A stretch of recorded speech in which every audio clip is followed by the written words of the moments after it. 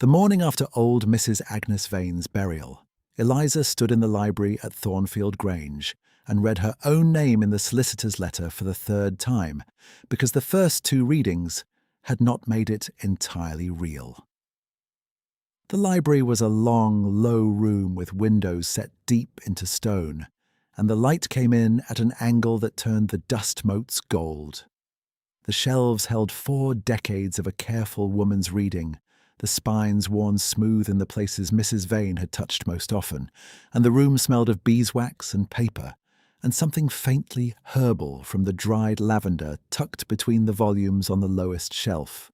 Eliza had spent the better part of her childhood in this room, seated on the footstool near the fire while her grandmother read aloud in a voice that made no performance of the words.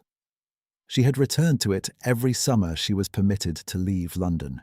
She knew the particular creak of the third floorboard near the writing desk, and the way the east window let in birdsong from the kitchen garden at 7:30. She had not expected to inherit it. The solicitor, a dry, courteous man named Mr. Fitton, had come from Salisbury the previous afternoon and delivered the letter with the measured gravity of someone accustomed to news, producing tears on both sides of the emotional spectrum. He had explained the terms: the house, the library, the kitchen garden, the modest income from the farm tenancies on the Thornfield land, and the direction of the household staff, such as they were.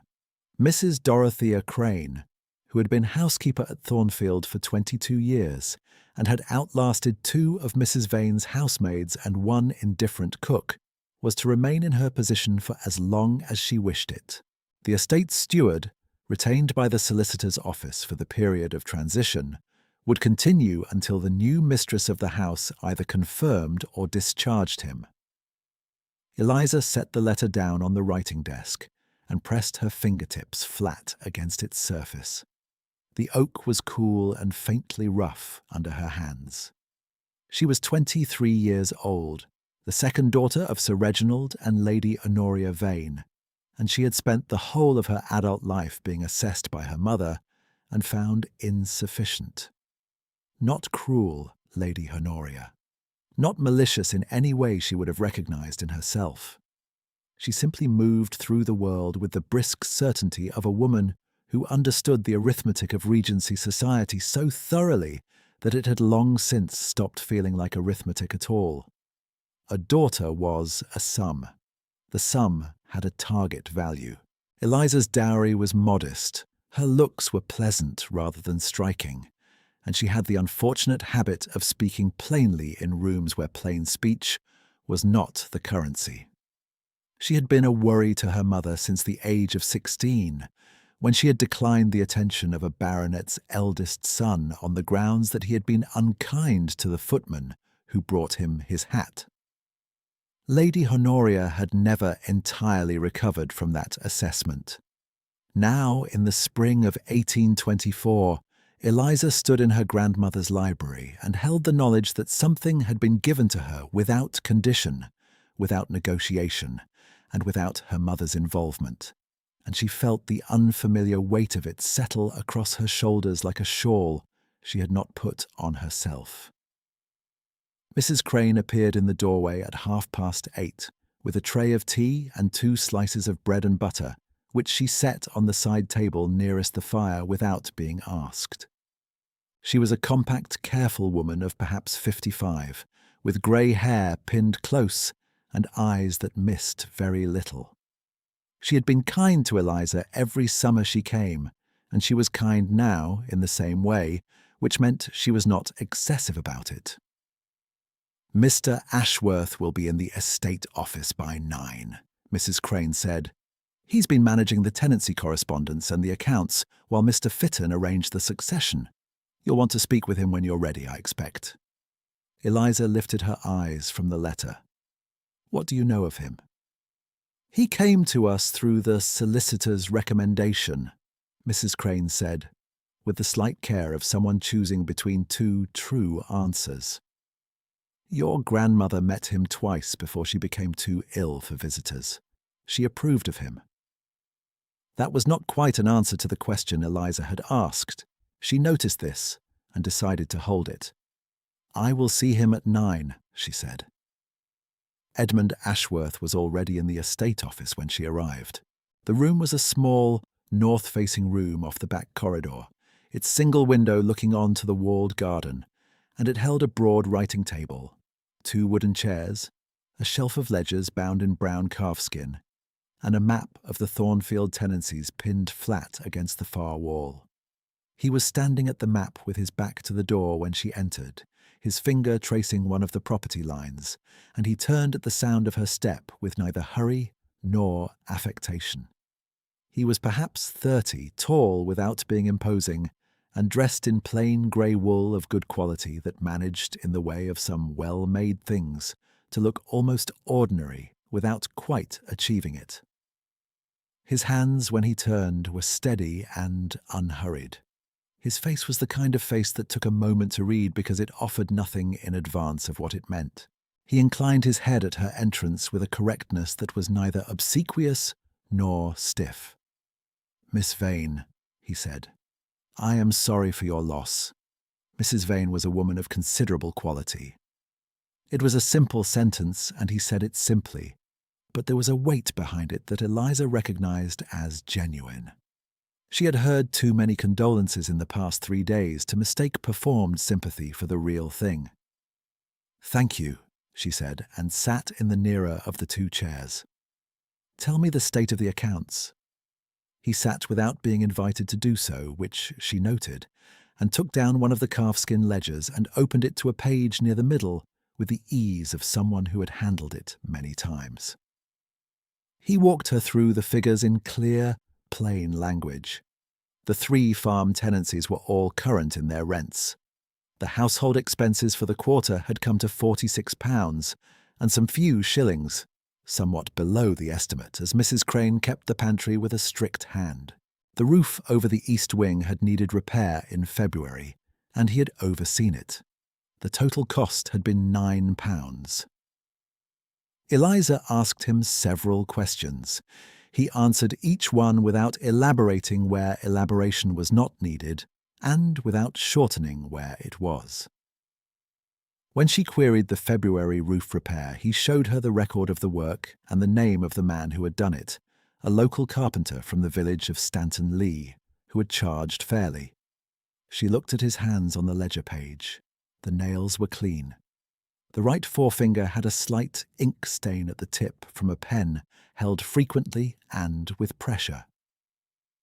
She thanked him and dismissed him, and he left with the same unhurried correctness with which he had entered, and she sat for a moment in the estate office alone, looking at the map on the wall.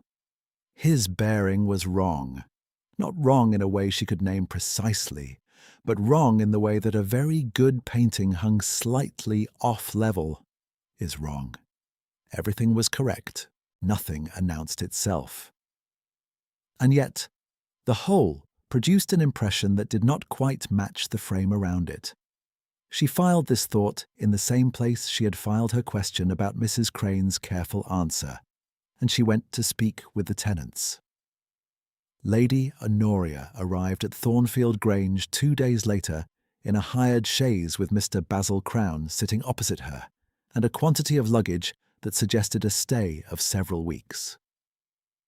Eliza watched the carriage pull up the front drive from the library window, and felt the particular quality of stillness that came over her when she had anticipated something unpleasant, and it had finally arrived.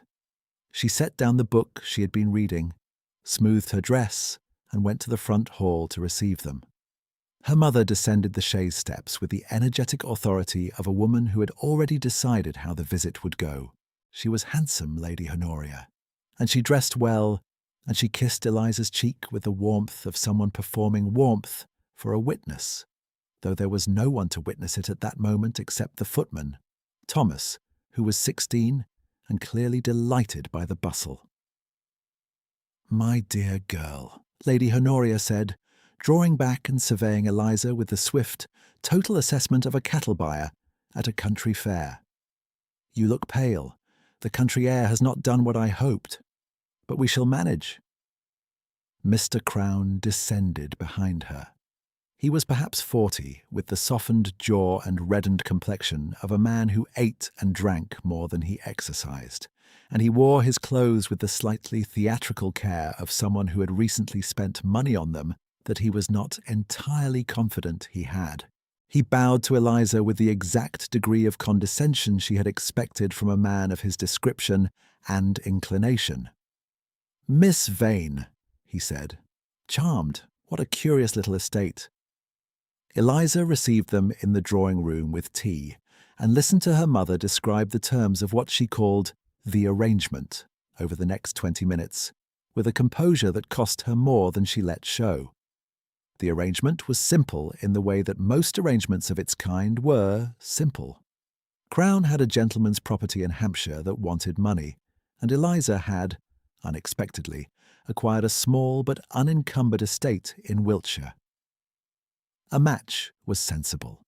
The grandmother's eccentric bequest could be made into something useful rather than merely sentimental. Eliza said that she understood and that she would consider the matter carefully. Lady Honoria looked at her with the slight tightening around the eyes that meant she had heard the word consider and disliked it. "There is not a great deal to consider," she said pleasantly. "The estate is a pleasant holding, but it requires a man's management to reach its potential. You cannot seriously intend to run it on your own, Eliza." "The accounts are in excellent order," Eliza said. "Mr. Ashworth has been thorough." "A steward is not a husband," her mother said, and smiled. That evening, Eliza walked the kitchen garden at dusk. The beds were newly turned for spring, and the smell of the earth was strong and clean, and the blackbirds were loud in the hedgerow along the south wall.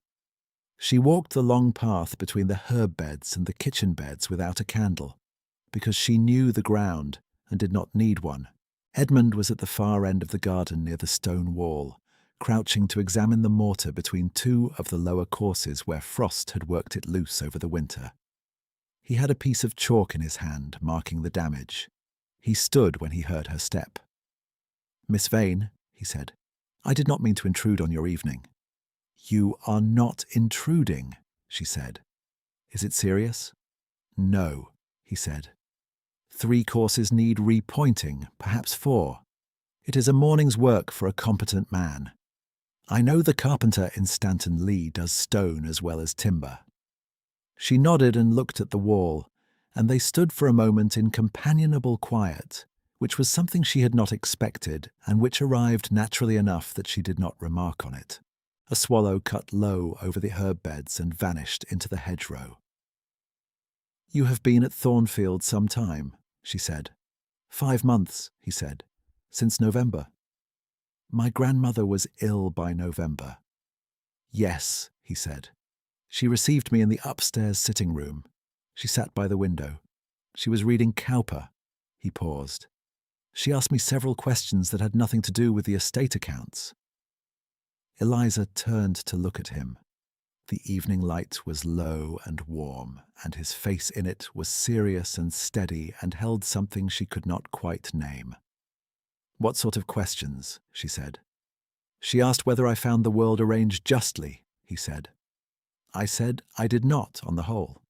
She said that was the correct answer, and that she had been waiting to hear it from someone for rather a long time. Eliza looked at the chalk mark on the wall. "That sounds like her," she said softly. She did not ask anything further. She walked back through the garden toward the house, and he did not follow, and the evening closed over the kitchen beds without fanfare. Over the following week, she encountered him at intervals that had the quality of pattern without being arranged. She brought a cup of tea to the estate office on Tuesday morning when she noticed Mrs. Crane had forgotten it, and found him at the map again, this time with a pencil making notes in the margin. She brought him the cup, set it on the corner of the table, and said nothing particular about it, and he said thank you with a steadiness that made the courtesy feel like more than courtesy.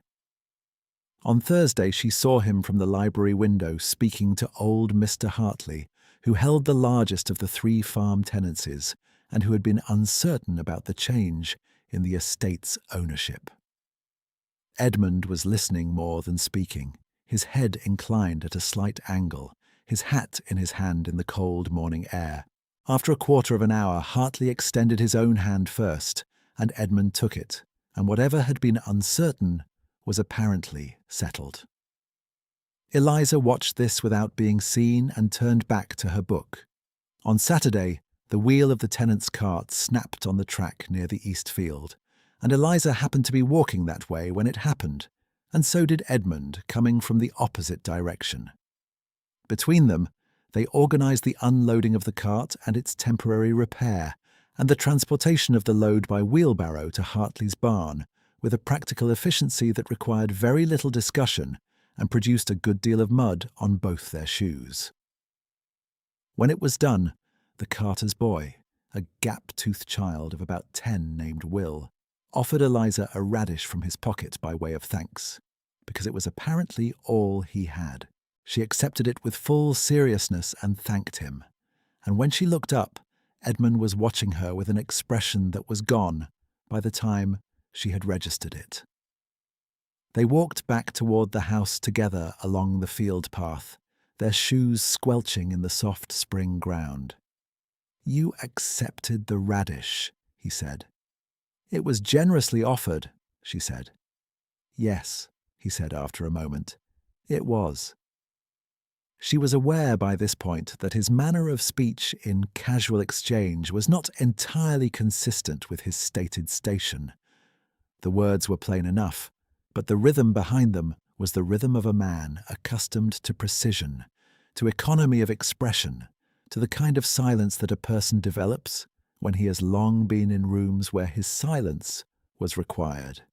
She had been in enough drawing rooms in London to know the difference between a man who was quiet because he had nothing to say, and a man who was quiet because he had decided not to say the thing he knew. Edmund was clearly the second kind. She did not interrogate the observation. She allowed it to sit beside the others in the place she had reserved for things that did not yet have an explanation. It was the Thursday of the following week that she heard her mother's voice through the library door.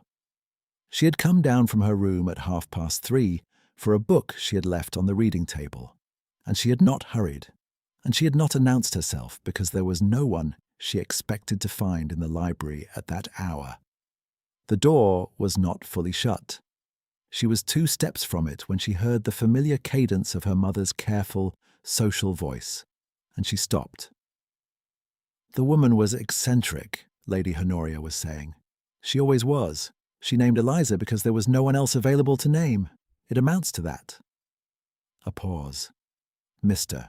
Crown's reply was lower, and she could not make out the specific words, but the tone was amused and dismissive. "She is not unpleasant," her mother said, with the charity of someone making a concession that cost nothing. "She is simply not manageable. She has never been manageable. Her father gave up years ago. The grandmother was the only person who could do anything with her, and the grandmother is gone. The estate is the leverage. If Crown is patient and sensible, the thing can still be accomplished. She will understand her position eventually." Another pause. "The grandmother did not choose her out of particular affection," Lady Honoria said, and now the voice was precise and clear in the way her mother's voice only became when she was entirely certain of what she was saying and wanted it heard without ambiguity. "She chose her because no one else would have her. That is the plain truth of it, and sooner or later, Eliza will have to face it." Eliza stood outside the door for a count of 4 slow heartbeats. The library was very quiet. She could hear the fire in the grate, and somewhere outside the rooks in the elm trees at the edge of the garden. She turned and went back up the stairs. She did not weep, which she considered an accomplishment. She sat in her room on the edge of the bed and looked at the wall opposite her, and allowed herself to feel the exact shape of the thing she had heard, which was not quite as simple as pain, and not quite as solid as a decision. It was more like a door she had not known was there, swinging open onto a room she had always suspected but never entered. She had wondered, of course, why her grandmother had named her. She had not wanted to press the question too directly, because pressing questions of that kind felt ungrateful toward a kindness already received. She had told herself it was affection. She had told herself it was the summers in the library, the reading aloud, the long conversations about books and persons and the nature of things. Now she sat with the alternative, which her mother had delivered with all the breezy certainty of a woman who was never wrong about the arithmetic of social value, and she felt the cold of it settle in her chest. She did not allow it to stay there long. She had not spent 23 years being assessed and found insufficient by a woman whose assessments were denominated entirely in title and dowry, without developing some measure of distance from those assessments. She was not nothing. She knew what she was, even when the room she was standing in had decided differently. And whatever her grandmother's reasons, the woman had chosen deliberately and with intelligence, and the library at Thornfield was the most considered room Eliza had ever stood in, and she was not going to abandon it because of 45 seconds of corridor eavesdropping. She straightened her back, stood, and went to wash her face. The next morning she was in the kitchen garden early, before the dew had entirely lifted from the herb beds, with a basket and her pair of old working gloves. She was cutting the sage back from where it had crept over the edge of the bed during the winter, because it needed doing. And she found the work steadying when she heard the gate in the south wall open. Edmund came through it with the ease of someone who used that entrance regularly and stopped when he saw her. "I was going to look at the wall," he said. "The repointing," she said. "I remembered." He came along the path to where she was working and examined the wall, and she cut sage, and the morning was cool and still around them. After a little while he asked if she was well, not in the way people asked when they wanted to be told yes, but in a way that left room for a different answer. "I heard something yesterday that I was not meant to hear," she said. "I'm working out what to do with it." He was quiet for a moment. She was aware of him looking at her with that particular steadiness of attention. "Was it true?" he asked. She considered the question. "I don't know," she said. "Part of it was the kind of thing that sounds true because it is arranged in the shape of a truth. That is not quite the same." "No," he said, "it is not." She pulled on a length of sage and cut it cleanly at the base. The smell of it rose up sharp and green. "My grandmother did not seem to me a woman who did things for want of better options," she said. "She seemed to me a woman who decided very carefully." "She was," Edmund said, and there was a certainty in his voice that was slightly more than a steward ought to have had about a woman he had met twice. And Eliza registered it, as she registered everything, and did not yet place it where it would make sense. Over the 3 days that followed, something shifted in the quality of their proximity. It had already been warm. Now it was warmer and weighted differently, as though a counterbalance somewhere in the mechanism had adjusted. She found herself anticipating his presence on the garden path, and in the estate office with a specificity that was not quite comfortable and not quite unwelcome. And she did not examine it too closely, because examination in that direction felt like a kind of presumption she was not yet entitled to. He was careful with her. He did not press her attention or demand it or perform for it. He simply continued to be what he was, which was steady and competent and occasionally, in the driest possible way, amusing.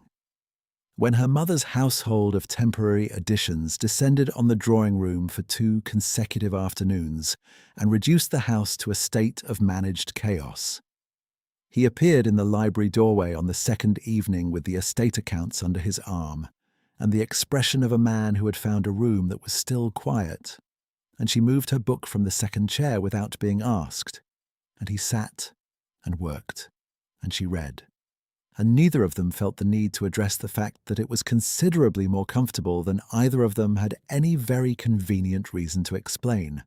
On the fourth evening, he did not immediately open the ledger. He sat in the second chair and was quiet for a moment, which was not in itself unusual.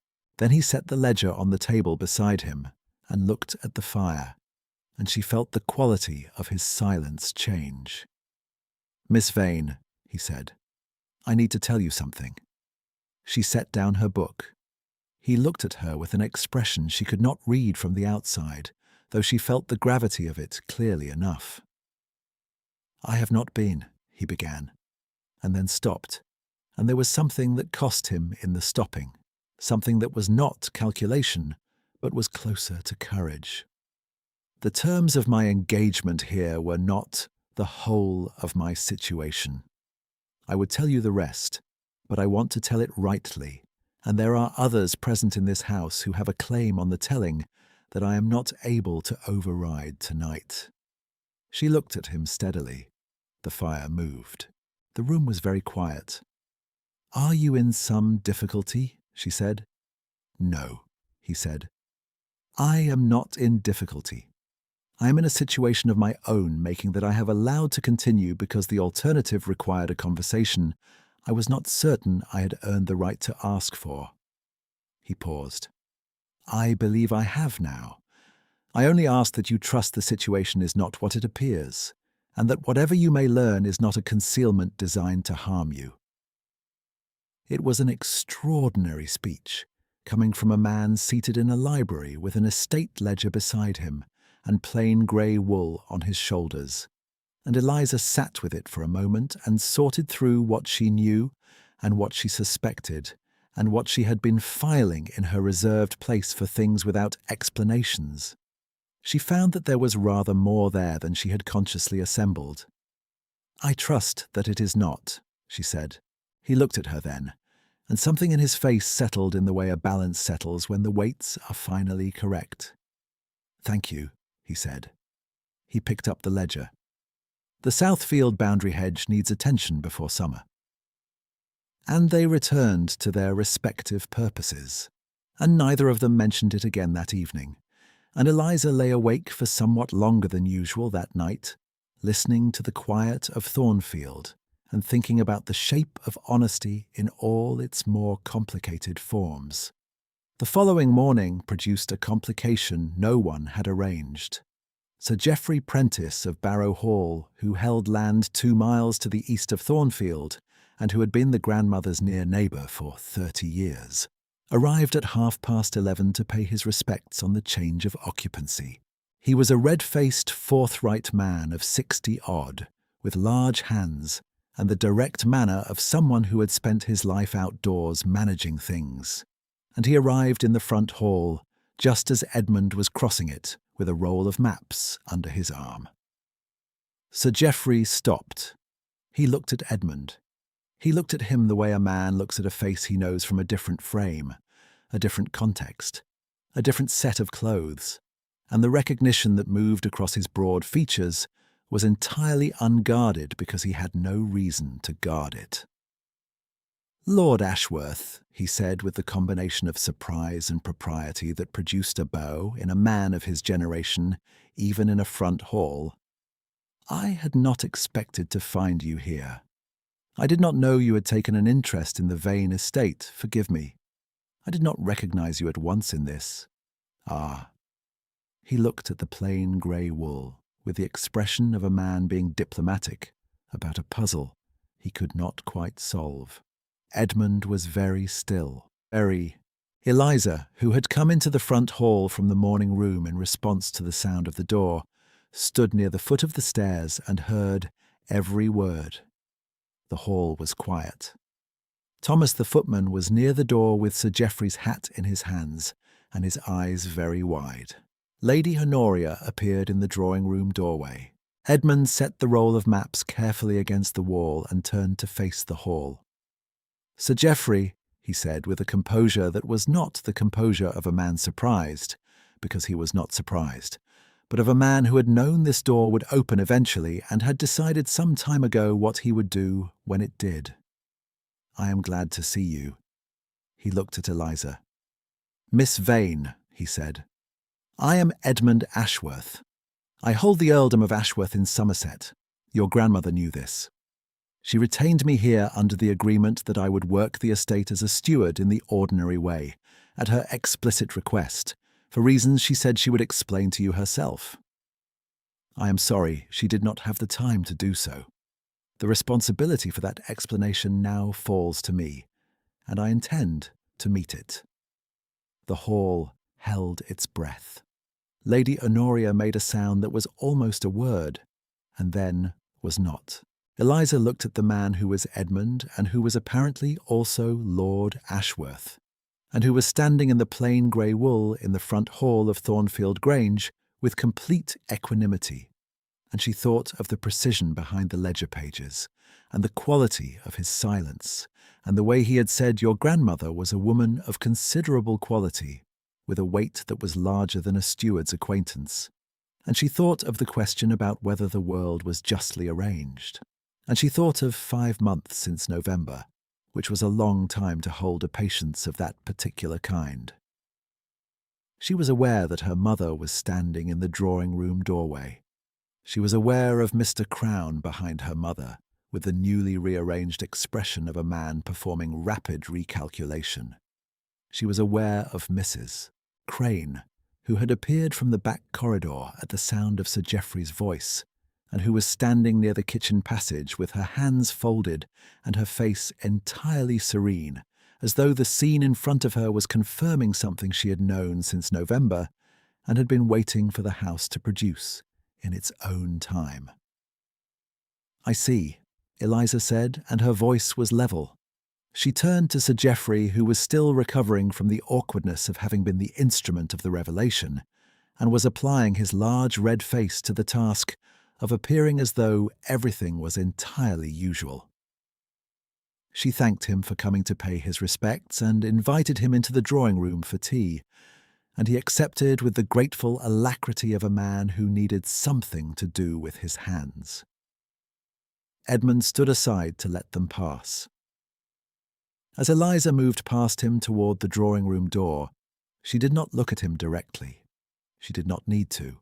But she was aware of him precisely, in the way she was aware of everything in a room she had decided to read carefully, and what she felt was not anger and not surprise, and not the particular cold thing she had felt sitting on the edge of her bed 3 days ago.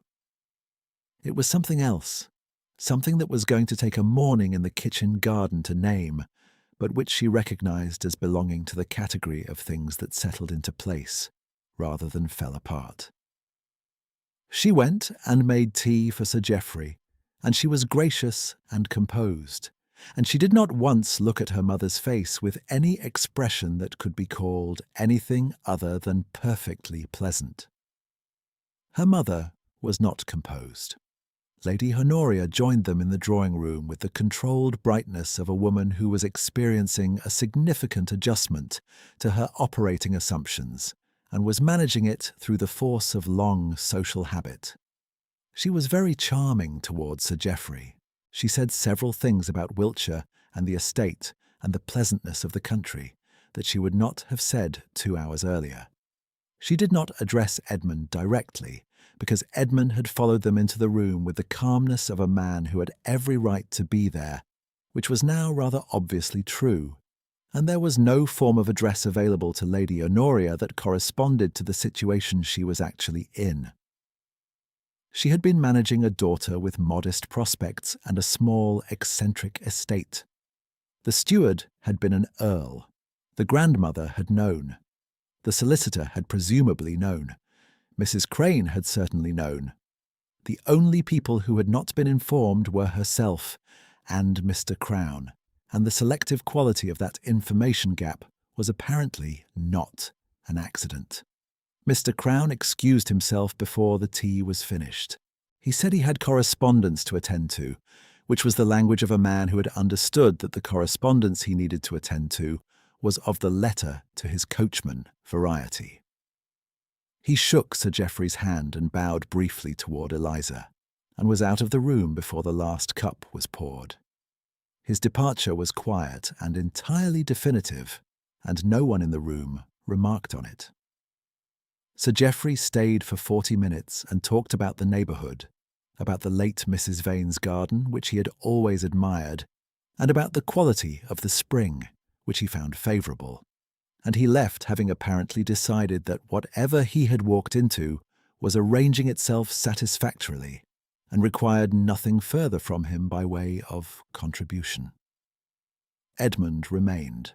When Sir Geoffrey's carriage had gone down the drive, and the sound of the wheels had faded into the lane, and Lady Honoria had retired with the precise posture of a woman engaged in reassessing several years of conclusions at once, Eliza found Edmund in the library.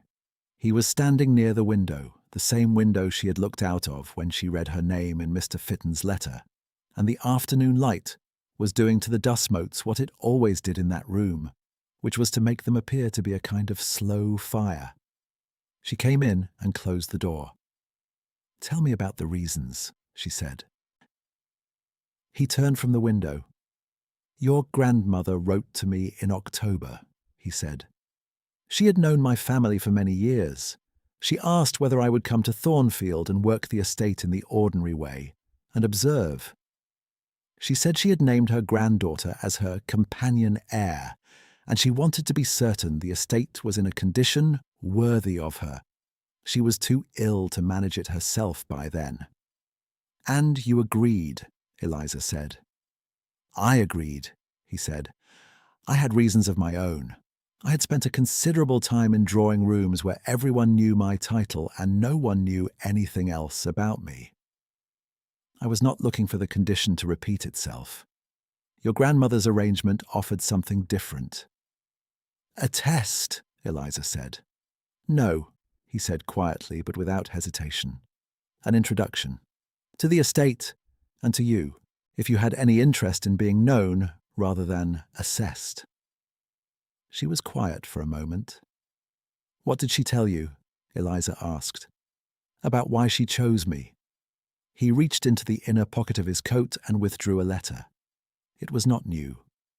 The paper was worn slightly at the fold from being carried and unfolded and refolded many times over the winter.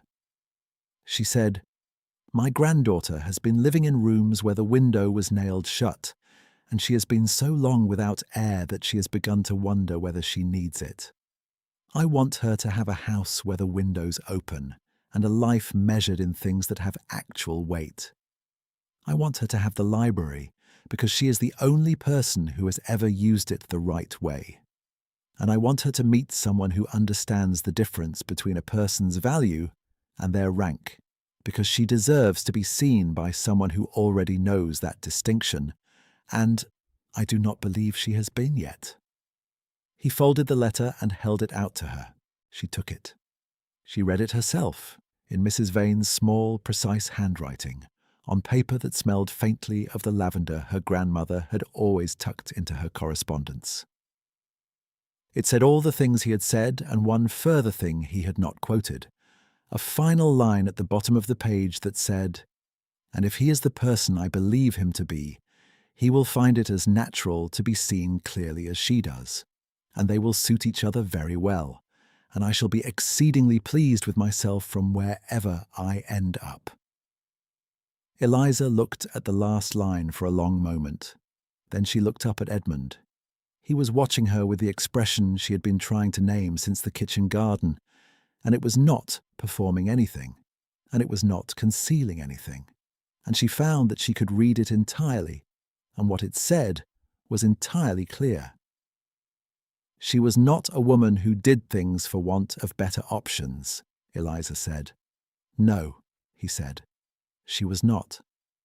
Mrs. Crane appeared in the doorway at some point after that, with the quiet timing of a woman who had been a housekeeper for 22 years and understood the mechanics of a room. She brought a tray with tea, and she set it down, and she looked at them both with the particular expression of someone who had been right about a thing for 5 months and was content to let the fact stand without announcing it.